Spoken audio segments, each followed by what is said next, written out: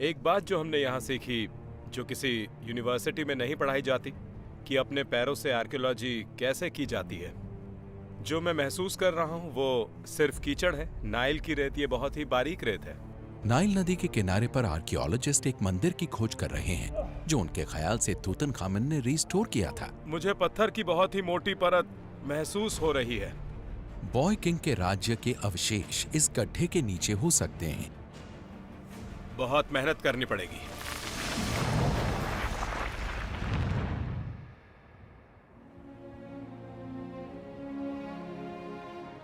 यहाँ इजिप्ट की valley of the Kings में तूतनखामन की टूम है। जब पहली बार तूतनखामन के बेरियल चैम्बर को खोजा गया था तो उसके अंदर ऐसा खजाना मिला था जिसकी उम्मीद नहीं थी। यहाँ एक ऐसे बॉय किंग की मम्मी मिली थी जिसकी जवानी में ही मौत हो गई थी। वो अब तक के सभी फेरोज में सबसे ज्यादा मशहूर है और रहस्यों से भरा हुआ है। आ जाओ, शुरू करते हैं। अब पूरे इजिप्ट में आर्कियोलॉजिस्ट्स तूतनखामन के अनसुलझे रहस्यों को सुलझाने की कोशिश कर रहे हैं। उसके पास इतना सोना कहां से आया, वो अपना राजकाज कैसे चलाता था, और जब एक्सपर्ट्स उसकी टूम में पहली बार गए तो क्या किसी बात का पता लगाने से चूक गए? इजिप्टोलॉजिस्ट आलिया इस्माइल सिर्फ 30 साल की हैं। इनकी एक इजिप्शियन टीम है जो वैली ऑफ द किंग्स में डेटा को डिजिटली स्कैन करके इकट्ठा कर रही है।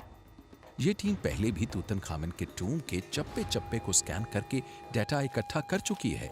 अब आलिया एक बार फिर से अपने मिशन पर जा रही हैं। क्या जवान फेरो के कुछ ऐसे राज हैं जिनका पता लगाया जाना बाकी है? तूतनखामन की टूम को सबसे पहले आर्कियोलॉजिस्ट हावर्ड कार्टर ने 1922 में खोजा था। ये सबसे बड़ी खोज थी और अब तक भी सबसे बड़ी खोज है एंशिएंट इजिप्ट की एंटीक्विटीज की। इजिप्टोलॉजिस्ट्स के लिए ये एक बार फिर से उस समय में लौटने जैसा था। वहां मिले थे सोने के बने हुए मुखौटे और कॉफिन्स का खजाना। हावर्ड कार्टर ने विस्तार से ये सब डायरी में लिखा था। ऐसा लगता है कि कार्टर काम बंद करने वाले थे और तभी अचानक उन्हें खजाना दिख गया। उनकी डायरी में लिखा है, उसी वक्त पता चल गया कि हम एक नई खोज के बिल्कुल नजदीक हैं। जो हमें देखने को मिला वो किसी की भी सोच से कहीं ज्यादा था। कार्टर को ऐसी टूम मिली जहां तूतनखामन के सरकोफेगस और ममी और खजानों से भरे हुए कमरे थे। टूम अब बहुत साफ सुथरी है, लेकिन जब कार्टर ने ये जगह खोजी तब इस जगह ढेर सारी चीजें बिखरी हुई थी। यहाँ इस जगह पर तूतनखामन की श्राइन्स थीं और उसमें सरकाफेगस और उसके अंदर मिले कॉफिन्स, और कॉफिन्स के अंदर जो आखिरी चीज थी वो थी ममी। लेकिन कार्टर की जर्नल से एक हैरान कर देने वाली बात भी पता चलती है। शायद वो इस चैम्बर में आने वाले पहले व्यक्ति नहीं थे। टूम के ऊपर से गंदगी हटाते हुए कार्टर ने पाया था कि किसी ने एंट्रेंस पर लगी स्लैब को तोड़ा हुआ था। अंदर कई बातों से पता चला कि कोई आया था। तूतनखामन के कुछ खजाने को तोड़ा, नुकसान पहुंचाया या जमीन पर बिखेरा गया था। लुटेरे जल्दबाजी में रहे होंगे क्योंकि कुछ महंगी चीजें उनसे गिर गईं, जैसे कि एक स्कार्फ में लिपटी हुई सोने की अंगूठियां। कार्टर की खुशकिस्मती थी कि लुटेरे सबसे अनमोल खजाना नहीं ले जा पाए, तूतनखामन का सरकोफेगस और उनका मशहूर डेथ मास्क। कार्टर को जबरदस्त खुशी मिली होगी इस जगह पर ये मास्क देखकर, जो कि सदी की सबसे बड़ी खोज थी। पहली डकैती के कुछ ही समय बाद टूम को फिर से लूटा गया था। इसे फिर से सील और प्रिजर्व किया गया और अंदर अस्त व्यस्त हालत में छोड़ दिया गया, जिसे कार्टर ने 3000 साल बाद खोजा। उन्होंने टूम में खोजबीन की, लेकिन उनके पास वैसे स्कैनिंग इक्विपमेंट नहीं थे जैसे आलिया के पास हैं। टेक्नोलॉजी से उन चीजों का पता लगाया जा सकता है जिनके बारे में किसी ने सोचा भी नहीं होगा कि यहाँ हो सकती हैं। क्या आलिया की हाईटेक स्कैनिंग तूतनखामन के उन रहस्यों को सामने ला सकती है जिनका पता लुटेरे और कार्टर नहीं लगा पाए? यहाँ गेबेल एल सिलसिला पर ठीक है, इसी तरफ चलो। चलो चलकर छिपे हुए मंदिर का पता लगाते हैं। रुक जाओ। स्वीडिश आर्कियोलॉजिकल मिशन की director Maria Nielsen, come on. मैसा, उनके पति आर्कियोलॉजिस्ट जॉन वॉट और उनका डॉग कार्टर अपनी टीम के साथ नाइल नदी के किनारे पर आए हैं। जल्दी चलो, बहुत काम है। ये नदी किनारे बने एक टेंपल में खोजबीन करने आए हैं जिसे शायद तुतनखामन ने रिस्टोर किया था। चलते रहो दोस्तों।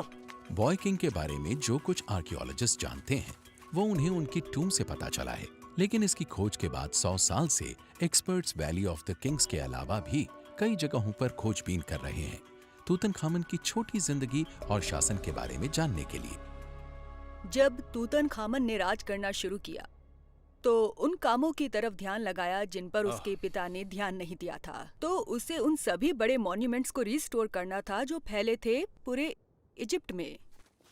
इस तरफ जाना है। मरिया और जॉन को लगता है कि उन्हें उन्हीं रिस्टोरेशन प्रोजेक्ट्स में से एक मिल गया है। तुतनखामन के दौर में गेबेल एल सिलसिला में एक बड़ी क्वारी और वर्कफोर्स थी।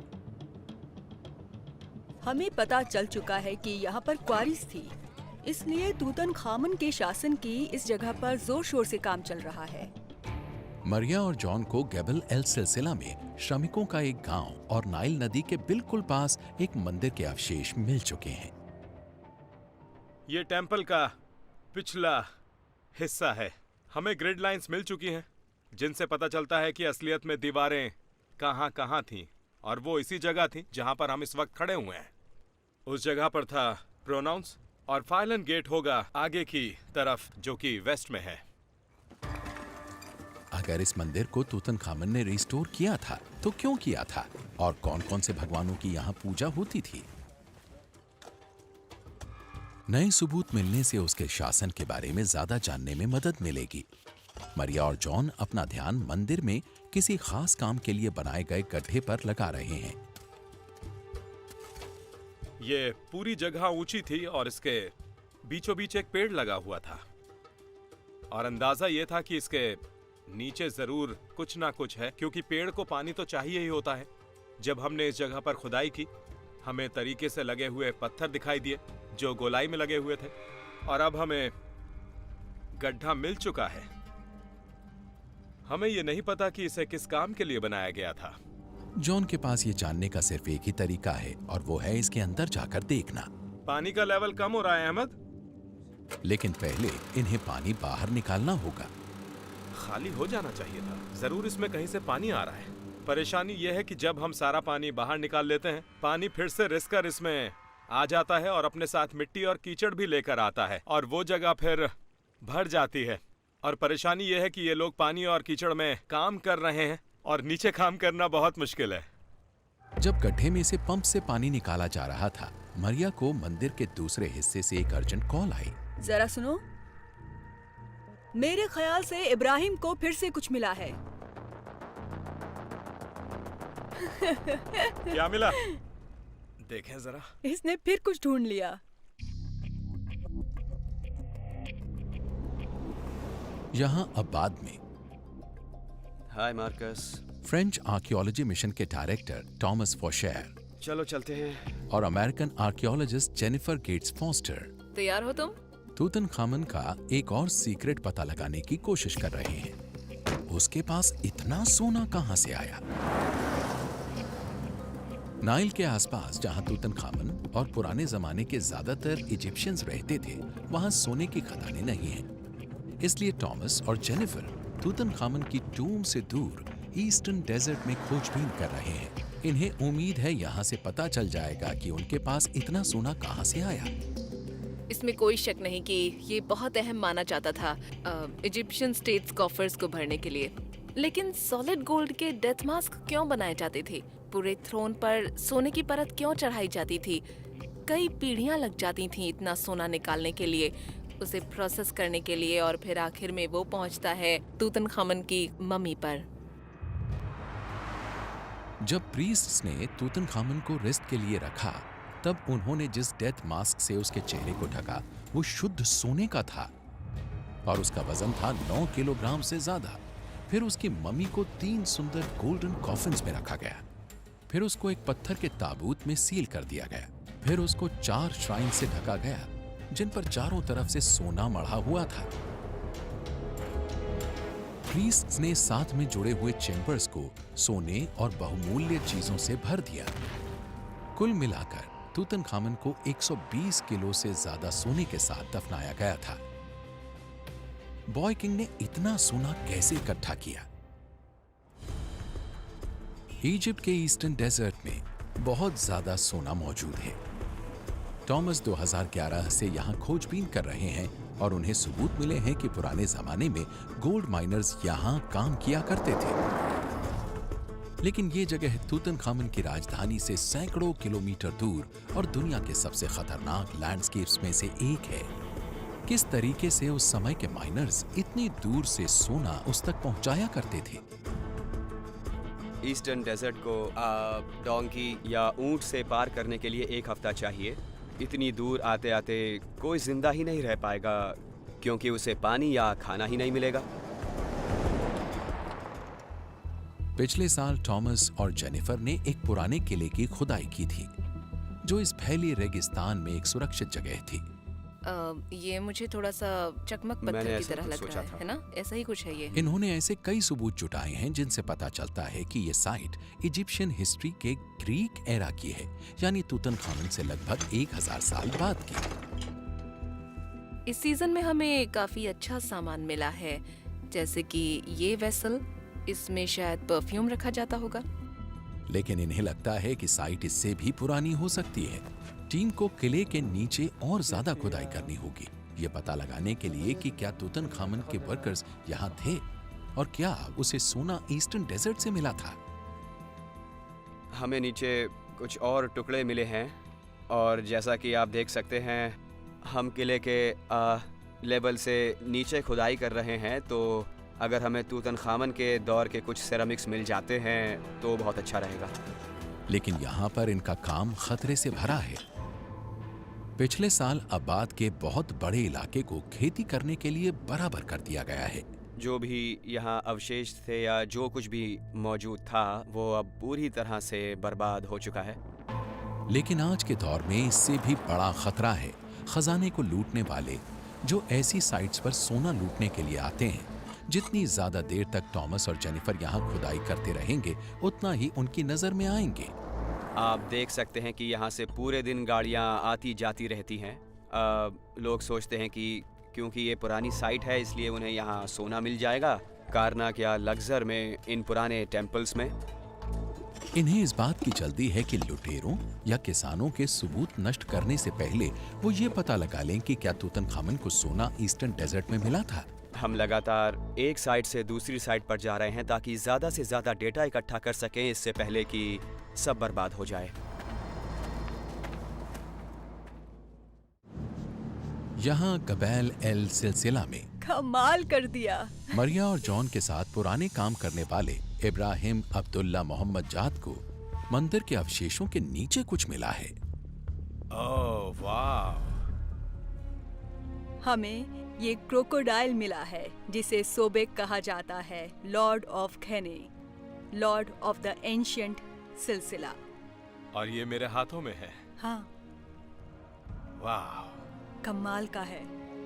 ये टूटा हुआ है, इसका सर नहीं है। पिछले कुछ सालों से हम जो भी जानने की कोशिश कर रहे हैं वो इससे साबित हो जाता है। इस तरह की मूर्तियां पूजा करने वाले लोग अपने साथ मंदिर में लाते होंगे क्रोकोडाइल गॉड सोबैक को अर्पित करने के लिए। खूबसूरत है ना? बहुत खूबसूरत। सच में। पहली चीज मिली है। ये बिल्कुल पुराने जमाने के लोगों के पास पहुंचने जैसा है, बिना पुराने जमाने में जाए। सिलसिला स्टोन का बना हुआ है। हाँ, यहीं के पत्थर का। बहुत अच्छा है, शानदार है ये। गॉड सोबैक की मूर्ति मिलने से मरिया और जॉन को ये समझने में मदद मिलेगी कि मंदिर क्यों बनाया गया था और तूतनखामन ने उसे रिस्टोर क्यों किया। सोबैक क्रोकोडाइल के रूप में, जो कि यहाँ का खतरनाक शिकारी है। इस समय यहाँ पानी ज्यादा है, लेकिन लो सीजन में जब पानी नीचे होता होगा तो दूसरी तरफ से लेकर यहाँ तक मगरमच्छ भरे होते होंगे। मगरमच्छ उन सब की जान के लिए खतरा थे जो नाइल नदी के पास काम करते थे। पुराने इजिप्ट के लोग क्रोकोडाइल गॉड सोबेक की पूजा करते थे। वो नाइल को बनाने और जमीन को उपजाऊ बनाने वाला माना जाता था। फेरोज ने नाइल और सोबेक के मंदिर बनवाए जहां उनकी पूजा की जाती थी, जिंदा रहने के लिए, पानी देने के लिए और लोगों को खतरों से बचाने के लिए। यहां तक कि प्रीस्ट्स सोबेक के अवतार के रूप में मंदिरों में मगरमच्छ रखा करते थे।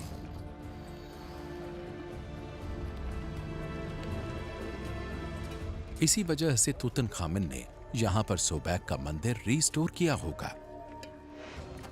यहाँ सिलसिला में तूतनखामन के खदानों में काम करने के लिए बहुत लोगों की जरूरत रही होगी और किसी भी हाल में उन्हें सुरक्षित रखने के लिए तूतनखामन ने इस मंदिर का सहारा लिया होगा। उसने पूजा की होगी गॉड सोबेक की, उनसे शक्ति पाने के लिए, लोगों को ये दिखाने के लिए कि वही बचाएगा और वो उनका ध्यान रख रहा है इन मुश्किल हालात में भी। क्या मंदिर के पीछे बना गड्ढा मगरमच्छ रखने के लिए बनाया गया था? हमें दूसरी साइड से पता चला कि वो क्रोकोडाइल रखा करते थे अपने धार्मिक विश्वास की वजह से। मुझे लगता है कि यह गड्ढा क्रोकोडाइल पिट है जिसमें वो सच में मगरमच्छ रखते थे और यहाँ से उन्हें खाना दिया करते थे। जहाँ मैं खड़ा हूँ, पुजारी यहीं खड़े होकर उन्हें खाना फेंका करते होंगे। टीम ने पानी बाहर निकालने का काम पूरा कर लिया है और अब देखना है कि इस अनोखी सोच का कोई सबूत मिल पाता है या नहीं। ये कंधे पर रखकर पत्थर बाहर निकाल रहा है। लेकिन इतने गहरे गड्ढे से पत्थरों को बाहर निकालना खतरनाक काम है। हम मिलकर एक बड़े पत्थर को खींचने जा रहे हैं।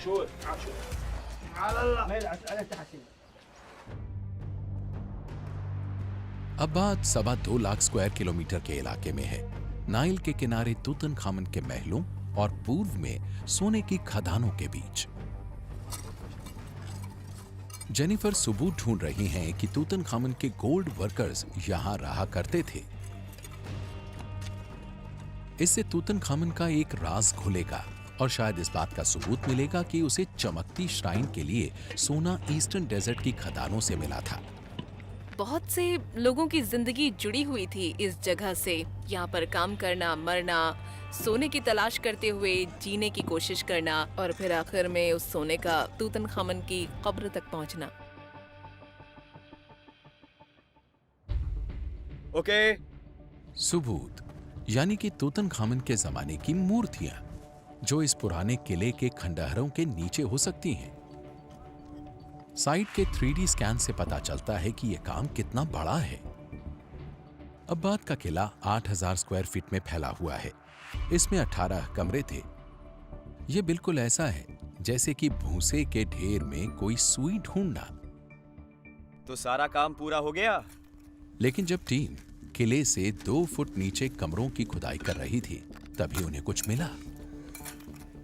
आप देख सकते हैं कि बर्तन के इस टुकड़े पर थोड़ा सा कुछ लिखा हुआ है, करीब 3 अक्षर, और ये अक्षर डेमोटिक में है और डेमोटिक इजिप्ट के पुराने लोगों की लिखावट है। ये बहुत ही शानदार सबूत हमें मिला है। एंशिएंट इजिप्शियंस टूटे बर्तनों पर लिखते थे। क्योंकि पेपीरी बहुत महंगा था, आमतौर पर वो डेजर्ट में इसका इस्तेमाल नहीं करते थे ऑफिशियल लेटर्स को छोड़कर, इसलिए बर्तन के टुकड़े पर लिखना ज़्यादा आसान था। जब ये मिला तो ये लोग इसे कूड़े के ढेर में फेंक रहे थे, इसलिए बहुत अच्छा लग रहा है कि ये टेक्स्ट मिला। ये बर्तन का टुकड़ा इतना पुराना नहीं है कि जिसे तूतनखामन के दौर का कहा जाए, लेकिन ये इस बात का संकेत है कि टीम सही दिशा में काम कर रही है और अगर वो इसी तरह खुदाई करते रहे तो वो तूतनखामन के दौर के बर्तनों या दूसरे अवशेषों तक भी पहुंच सकते हैं। और ये सबूत भी मिल सकता है कि गोल्ड वर्कर्स अब्बाद के किले से उसकी टूम के लिए सोना लेकर आते थे।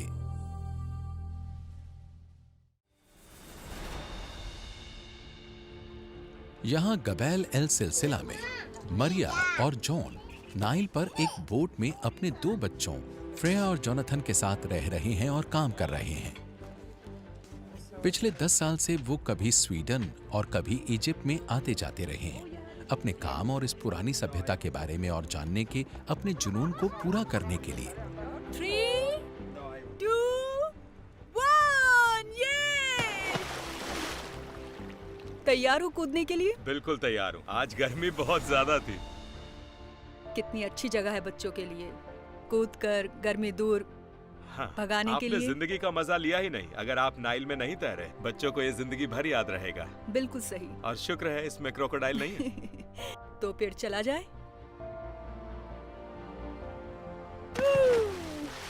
गर्मी से भरा दिन खत्म होने के बाद ये मौज मस्ती कर सकते हैं, लेकिन इस सीजन में अपना काम पूरा करने के लिए इनके पास वक्त कम बचा है और आने वाले कुछ दिनों में इन्हें बहुत काम करना है।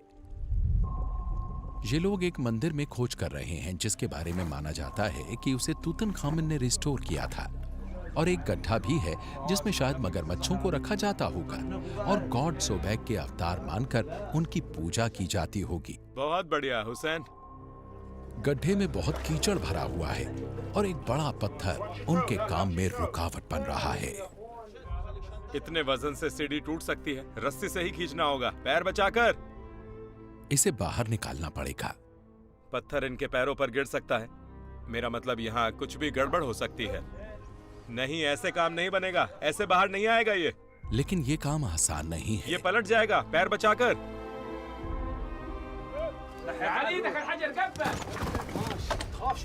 Well done guys. पत्थर तो बाहर निकाल लिया, लेकिन अब पता चल रहा है कि गड्ढे की जांच करना बहुत मुश्किल है। ये हीबा के लिए था। ये जो यहाँ मिट्टी है, ये यहाँ का फ्लोर था और वो हमें मिल गया। गड्ढे के अंदर कीचड़ की एक मोटी परत है। अहमद ने अपनी हथेली बिल्कुल नीचे तक डाल दी है, ये बताने के लिए कि अभी बहुत ज्यादा 1.5 मीटर से भी ज्यादा कीचड़ है उस बड़े पत्थर को निकालने के बाद। जॉन ने तय किया है कि अब उसे खुद गड्ढे में उतर जाना चाहिए, कीचड़ में तूतनखामन के राज्य के सबूत ढूंढने के लिए। ओह,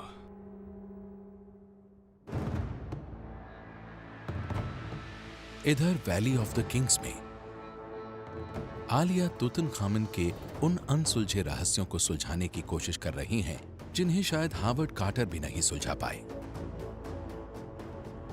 खोजबीन को आगे बढ़ाने के लिए आलिया स्टॉप लेयर हाउस में आई हैं, जहां उनकी निगरानी में एक स्कैनिंग टीम काम कर रही है, जिसके पास वैली ऑफ द किंग्स की टूम्स की पड़ताल करने के लिए एक बिल्कुल नई टेक्नोलॉजी है। ये हमारा 3D स्कैनिंग सेंटर है। यहाँ पर हम अपने सारे डेटा को प्रोसेस करते हैं जिसे हमने स्कैन किया है। मैं पिछले 6 साल से स्कैनिंग का काम कर रही हूँ और ये बड़ा एक्साइटिंग है। लगता है आप पर्दे उतार रहे हैं। आलिया को लगता है कि तूतनखामन की टूम के पहले किए गए स्कैन्स शायद कोई नया राज खोल रहे हैं, कुछ ऐसा जिसे हावर्ड कार्टर शायद कभी नहीं ढूंढ पाते।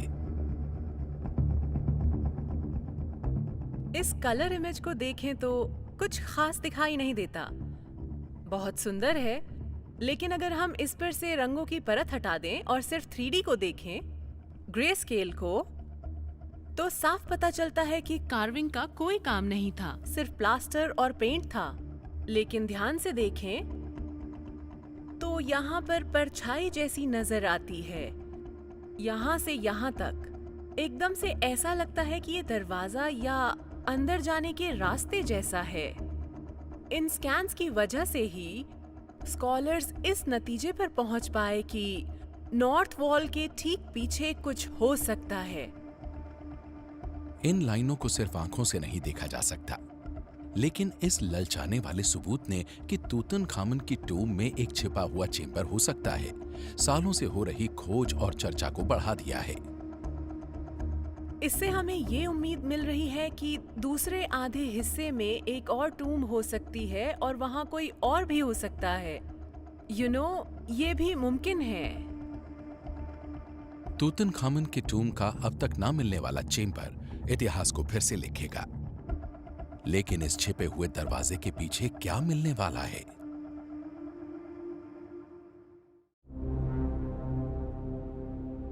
इधर गैबेलेल सिलसिला में तमाम। जॉन वार्ड बदबू से भरे गड्ढे में उतर रहे हैं। ओह, वो इस बात के सबूत ढूंढ रहे हैं कि तूतनखामन के राज्य में क्या ये गड्ढा धार्मिक कामों के लिए इस्तेमाल होता था। इनका मानना है कि ये गड्ढा मगरमच्छ पालने के लिए इस्तेमाल होता था, लेकिन गड्ढे में बहुत ज्यादा कीचड़ भरा हुआ है। एक बात जो हमने यहाँ सीखी, जो किसी यूनिवर्सिटी में नहीं पढ़ाई जाती, कि अपने पैरों से आर्कियोलॉजी कैसे की जाती है। मैं सीरियसली कह रहा हूँ, क्योंकि आपको कुछ दिखाई नहीं दे रहा, इसलिए आप उंगलियों से महसूस करेंगे, और जो मैं महसूस कर रहा हूँ वो सिर्फ कीचड़ है। जब मैं पैर और नीचे ले जा रहा हूँ तो छोटा सा पत्थर महसूस हो रहा है। ये सैंडस्टोन के टुकड़े हैं। मैं और गहराई में जा रहा हूँ, बहुत ज्यादा गहराई में। लेकिन पैरों से सिर्फ इतना ही नीचे जाया जा सकता है। ओह, कुछ शानदार है। निकला बाहर। क्या मिला तुम्हें? ये तो सॉल्ट स्टोन है। पानी और कीचड़ जितना सोचा था उससे ज्यादा गहरा है, लेकिन मैं पत्थर के टुकड़ों की बहुत मोटी परत को छू रहा हूं, और मुझे तो उन्हें देखना ही है। जॉन और उनकी टीम के पास वक्त कम बचा है। कल यहाँ उनकी खुदाई का आखिरी दिन है। जितना शुरुआत में हमने सोचा था उससे कहीं ज्यादा काम करना पड़ेगा। कुछ दिखाई दे रहा है जॉन? दिखाई कुछ दे ही नहीं सकता। ये महसूस करने वाली आर्कियोलॉजी है। मुझे लग रहा है कि कीचड़ और ईंटों के मिक्सचर के नीचे पत्थर की एक परत है, और हम वहीं पहुंचने की कोशिश कर रहे हैं। उन्होंने कहा था इजिप्ट में आओ, रेत में खुदाई करो। उन्होंने पानी और कीचड़ के बारे में कुछ नहीं बताया था। आज का दिन खत्म होने वाला है। हाँ, जानता हूँ। वक्त बीतता जा रहा है, लेकिन तभी वहाँ काम करने वाले एक वर्कर को पानी के नीचे कुछ मिला। कुछ महसूस हो रहा है। हाँ, क्या ये इस बात का सबूत होगा कि ये गड्ढा और मंदिर तूतनखामन के राज में इस्तेमाल होते थे?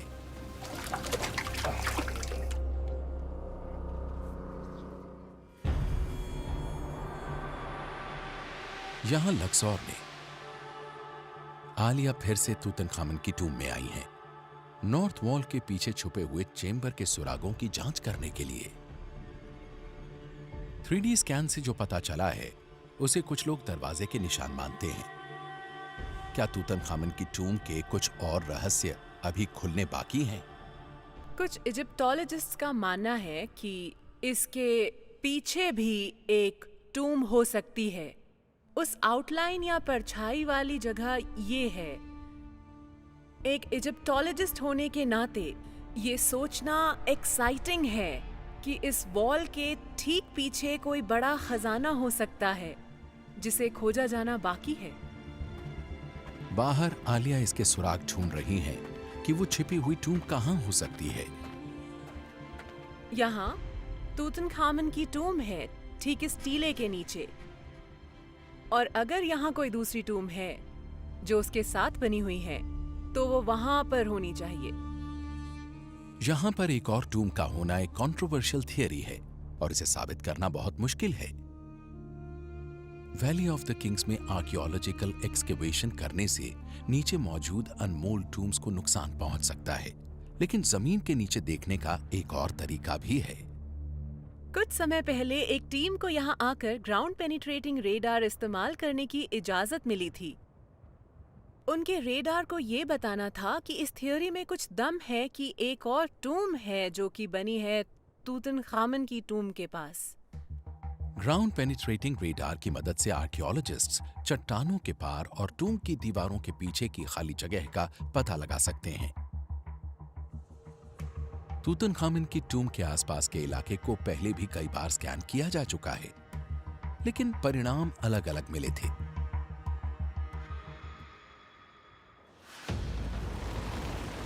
लेकिन इजिप्शियन आर्कियोलॉजिस्ट मैमडू एल्डामाटी की ताजा जांच में एक नई और जबरदस्त संभावना का पता चला है। अपने रेडार स्कैन से उन्होंने तूतनखामन की टूम के बिल्कुल साथ एक 32 फुट लंबी जगह का पता लगाया है। अगर ये उस कमरे से जुड़ा हुआ है जो बैरियल चेंबर के नीचे छुपा हो सकता है, तो ये टूम का ऐसा हिस्सा होगा जिसे अभी तक खोजा नहीं गया है। वो ऐसे कमरे होंगे जिनमें पहले कोई गया नहीं होगा, और वो पुराने खजाने से भरे होंगे, और वहां एक और शव दबा हो सकता है। क्या तूतनखामन की टूम के भीतर कोई और टूम भी है? रेडार से जो नतीजे मिले वो कमाल के थे।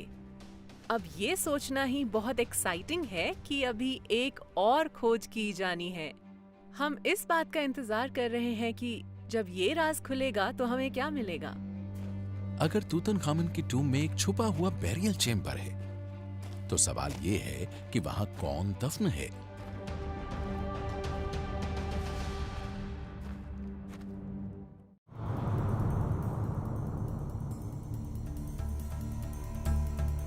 टॉमस और जेनिफर एक खंडहर हो चुके किले के नीचे खुदाई करके तूतनखामन के इस रहस्य का पता लगाने की कोशिश कर रहे हैं कि क्या उसे सोना उन ईस्टर्न डेजर्ट में मिला था जहां रहना बहुत मुश्किल है। क्या उसके खुदाई करने वाले लोग यहां रहते थे? टीम को अभी अभी कुछ मिला है, स्टोन ब्लॉक्स, जिनसे तूतनखामन के दौर में यहां बस्ती होने का संकेत मिलता है। तो ये है आर्किटेक्चरल ब्लॉक्स। इन पर किसी लिपि में कुछ लिखा गया है जो बहुत हल्का नजर आ रहा है। इनसे पता चलता है कि इन पर खुदाई करके इन्हें तूतनखामन की दौर की किसी बिल्डिंग में लगाया गया होगा। ये बहुत एक्साइटिंग है क्योंकि इससे हमें अंदाजा हो जाता है कि 18th डायनेस्टी के दौरान किस समय में इस जगह पर लोग रहते थे और ये जगह खास थी। जेनिफर की टीम को अब इन कीमती ब्लॉक्स को साइड से ले जाना होगा आगे की जांच के लिए। जब इन्होंने किले के नीचे और ज्यादा गहरी खुदाई की तो उन्हें कुछ और सुराग मिले कि ये जगह तूतनखामन के दौर में इस्तेमाल हो रही थी। ये बहुत सुंदर है। ये बहुत ही बिल्कुल ही अलग है किसी भी टॉलेमिक मटेरियल से, उस ग्रीक स्टाइल पॉटरी से जो हमें किले के बाकी कमरों से मिले हैं, जो कि बहुत कॉमन है। इस तरह के बर्तन जो नए किंगडम के हैं चक्के पर बने हुए नहीं हैं, ये हाथ से बने हुए हैं। और ये पता चलता है इसके अंदर के हिस्से को देखकर जो एक समान बना हुआ नहीं है। ऐसा लगता है इसे स्मूथ स्टोन से स्मूथ बनाया गया है। तूतनखामन के दौर की पॉटरी के ये सिर्फ 1 या 2 पीस नहीं मिले हैं। जेनिफर की टीम को पता चल रहा है कि किले के नीचे जमीन की परतों में ये भरे हुए हैं। हमें कमरों के फर्श के नीचे न्यू किंगडम की चीजें मिली हैं, 20, 19, 26, 18 और 17। लेकिन इन चीजों के ऊपर किले के होने से न्यू किंगडम के होने का संकेत मिलता है, तो हम इस बात से काफी ज्यादा एक्साइटेड हैं। ये खोज इस बात का सबूत है कि शायद तूतनखामन के दौर में सोने की खदान में काम करने वाले उसके वर्कर्स इस जगह का इस्तेमाल करते थे। लेकिन टीम को किले में छिपा एक और कमाल का सुराग मिला है। ऊपरी सतह से 60 फुट नीचे एक कुआं है। ये पानी का एक महत्वपूर्ण स्रोत था, जिससे पता चलता है कि ये सुरक्षित जगह थी और तूतनखामन के गोल्ड वर्कर्स यहीं रहते थे। ये कुआं तूतनखामन के ज़माने में बना था। अब जो सबूत मिले हैं उनसे पता चलता है। मेरे ख्याल से ये सोने से भी ज़्यादा कीमती था, क्योंकि उन्हें रेगिस्तान में जाने के लिए पीने का पानी जो मिल जाता था। यहाँ और दूसरी साइड पर मिले सबूत बताते हैं कि तूतनखामन को उसका सोना दूर मौजूद ईस्टर्न डेजर्ट से कैसे मिला था। खुदाई करने वालों को लंबी दूरियां तय करनी पड़ती थी, नाइल वैली से गर्म और सूखे रेगिस्तान से होते हुए सोने की खदानों तक पहुंचने के लिए। कीमती पानी को पाने के लिए पुराने जमाने के इंजीनियर्स रास्ते में कुएं खोद दिया करते थे। हर कुआं पिछले कुएं से करीब 1 दिन पैदल चलने के बाद आता था और इस तरह रास्ते में आराम करने के लिए जरूरी ठिकाने बन जाते थे। इस तरह से वो रेगिस्तान का बेहद मुश्किल सफर तय कर पाते थे और ईस्ट में खुदाई करके सोना निकालकर उसे वापस अपने पैरों तक पहुंचा पाते थे। टॉमस और जेनिफर ने तूतनखामन के एक राज का पता लगाया है। इस तरह की साइट्स इंफ्रास्ट्रक्चर का अहम हिस्सा थी, जिसकी वजह से वो दुनिया के इतिहास के सबसे बड़े बैरियल्स में से एक के लिए सोना इकट्ठा कर पाया। टट का सोने का मास्क, उसके टूम में मौजूद सारा सोना ईस्टर्न डेजर्ट से आया था। तो इस तरह साइट्स जो बहुत मॉडेस्ट लगती हैं, वो असल में एक मैकेनिज्म थी जिनकी वजह से किंगडम सोने को खानों से निकाल पाया।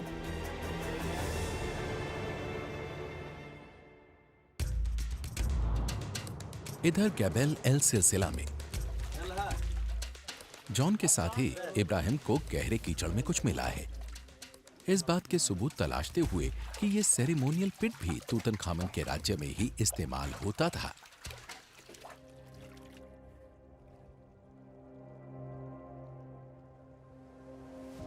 एक मिनट रुको, ये तो पेंट किया हुआ है। ये पेंट देख रहे हो? हाँ, दिखाई दे रहा है। हाँ, यहाँ नीचे तक रंगा हुआ है। ये डोर जैम है। तो ये डोर जैम है एक दरवाजे का जो ऊपर था और जो अब यहां इसमें आ गया है, कीचड़ और पत्थरों के नीचे। यानी हमें टेंपल में जाने के दरवाजे का हिस्सा मिल गया है। और क्या है, और क्या है? तुमने कहा था 2 पीस हैं। हाँ हाँ, यहाँ पर। तुम्हें मिल गया? हाँ।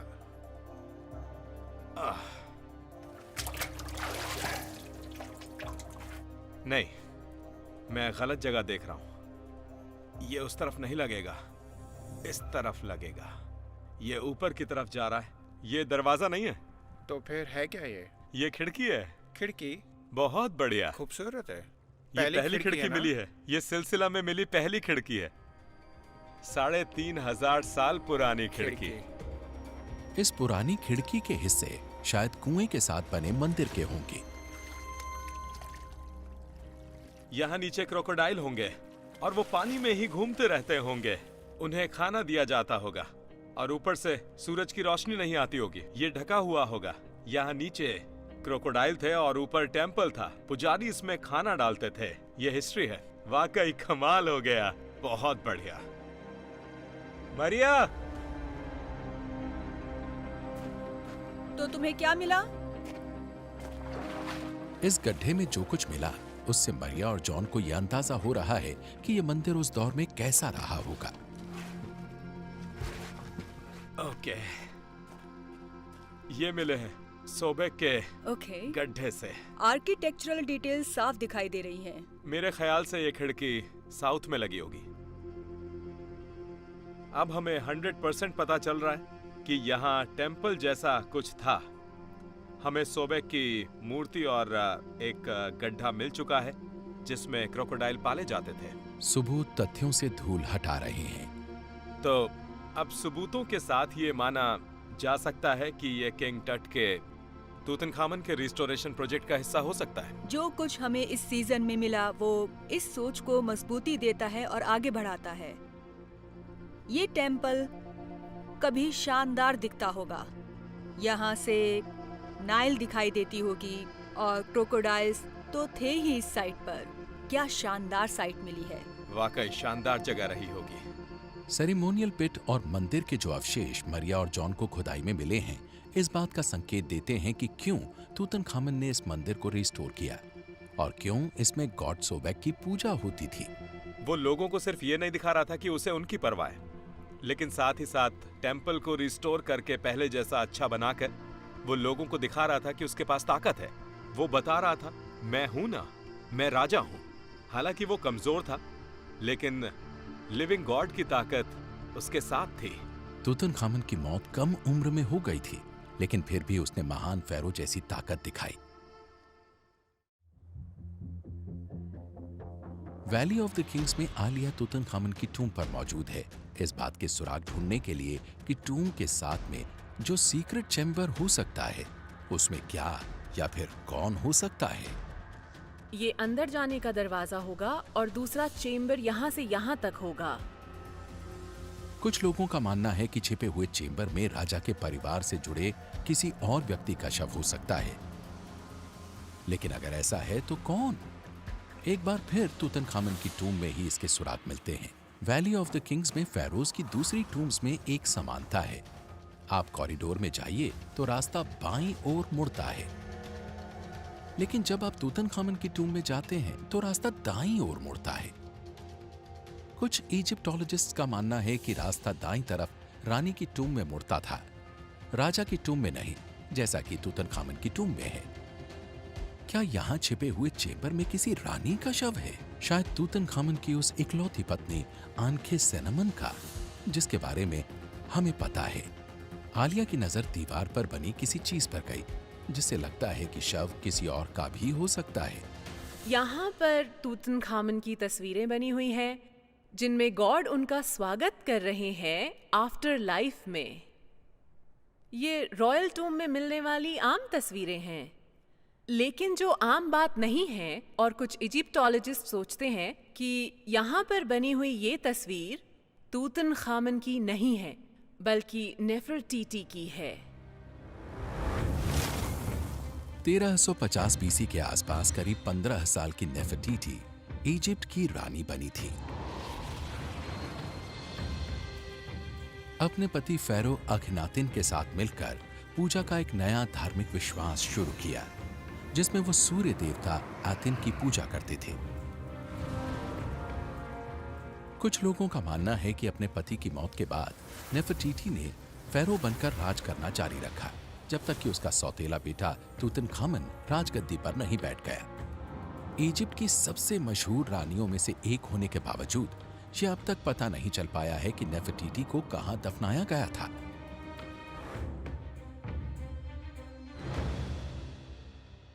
ये है नेफरटीटी। इसे यहाँ बनी तस्वीर से मिलाकर देखते हैं, जो ओसाइरस इमेज है तूतनखामन की। इस इमेज को ध्यान से देखें तो इसमें लिप लाइन नीचे की तरफ जा रही है, और ये जो लाइन है ये वैसी ही लाइन है जैसी नेफरटीटी की दूसरी तस्वीरों में देखने को मिलती हैं। कुछ एक्सपर्ट्स के मुताबिक इसे देखकर लगता है कि नेफरटीटी की किसी पुरानी तस्वीर को बदलकर दिखने में तूतनखामन जैसा बनाया गया था। अगर ऐसा है तो ये इस बात का सुराग है कि तूतनखामन की टूम नेफरटीटी की टूम का ही हिस्सा थी। अगर नॉर्थ वॉल के पीछे कोई अनखोजा बेरियल चेंबर है तो वो रानी का ही हो सकता है, लेकिन क्यों? उसकी टूम का इस्तेमाल तूतनखामन के लिए क्यों किया गया? आलिया का मानना है कि इसके सुराग राजा की ममीफाइड बॉडी में मिलते हैं, जो टूम में मौजूद है। तूतनखामन की मम्मी को स्कैन किया गया था और स्कैन से पता चला कि उनकी मौत कम उम्र में ही हो गई थी। उसने अपनी ज्यादातर जिंदगी बीमारी में काटी और उसकी मौत अचानक हो गई थी, और इसीलिए उस वक्त उसके लिए टूम तैयार ही नहीं थी। इसीलिए उसे किसी और की टूम में रखना पड़ा, और शायद वो टूम नेफरटीटी की होगी। ये बहुत कंट्रोवर्शियल सोच है जिस पर सबकी एक राय नहीं है, लेकिन अगर ये सच है तो हावर्ड कार्टर के 1922 में इस टूम को खोजने के बाद यह हमें सबसे बड़ी खोज की तरफ ले जा सकती है। अगर हम इस समय नेफरटीटी की टूम में खड़े हैं, जिसे तूतनखामन के लिए इस्तेमाल किया गया था, तो इजिप्टोलॉजी में ये दुनिया की सबसे बड़ी खोज होगी। और यही नहीं, ये इस सदी में होने वाली सबसे ज्यादा एक्साइटिंग खोज होगी।